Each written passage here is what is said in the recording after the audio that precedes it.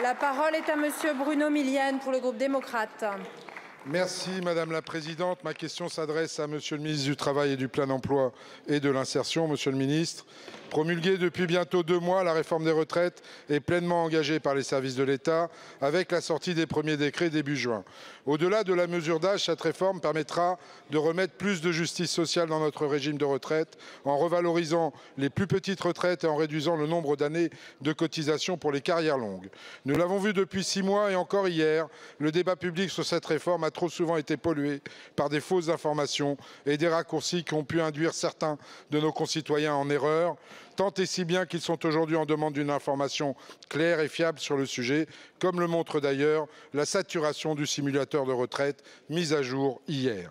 Cette information claire et fiable, c'est aussi et surtout auprès des personnels de la Caisse nationale d'assurance vieillesse qu'ils la trouveront dans les prochains mois, provoquant de fait une surcharge de travail pour ces agents, alors même que l'arrivée à la retraite de la génération des baby-boomers accroît déjà l'activité de la CNAV de 5% par an et que les effectifs baissent régulièrement depuis le début des années 2010. Je pourrais ainsi prendre l'exemple de mon département des Yvelines, où les effectifs sont passés de 41 à 26 collaborateurs au cours des 10 dernières années. Monsieur le ministre, je comprends parfaitement et soutiens votre volonté de rendre plus efficients nos services publics. Un grand nombre de ces évolutions passent notamment par la digitalisation et l'automatisation de certaines tâches pour permettre aux agents de se concentrer sur les dossiers les plus complexes.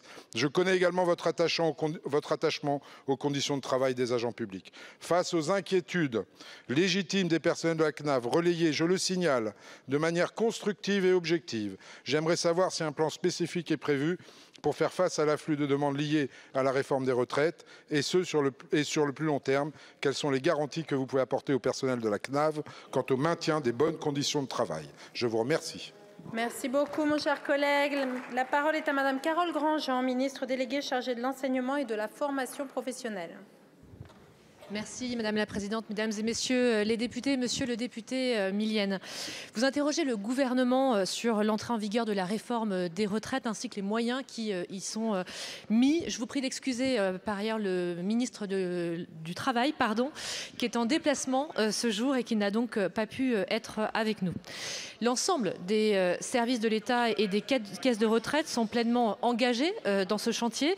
Nous sommes au rendez-vous de l'application de la réforme pour qu'elle soit mise en œuvre dès le 1er septembre.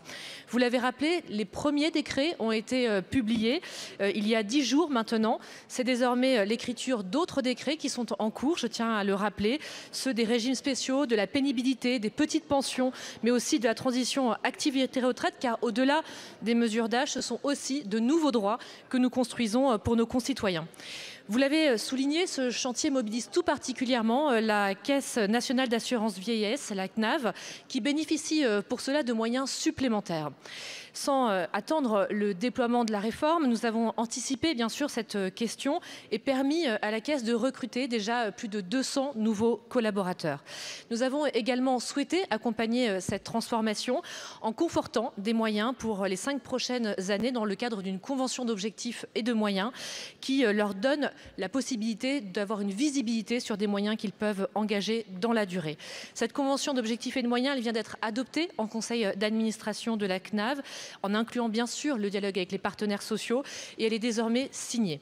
Elle prévoit notamment un maintien des effectifs de la CNAV et le renforcement de 400 CDI supplémentaires en 2024, ainsi que le recours à plus de 600 CDD. Dans la région Île-de-France, la CNAV compte près de 2500 experts engagés, 25 agences de proximité, 9 points d'accueil retraite et surtout 160 maisons France Service. La totalité de la population francilienne se situe donc à moins de 30 minutes des services de la CNAV. C'est évidemment un point pour nous très important. Je vous remercie. Merci beaucoup, Madame la Ministre.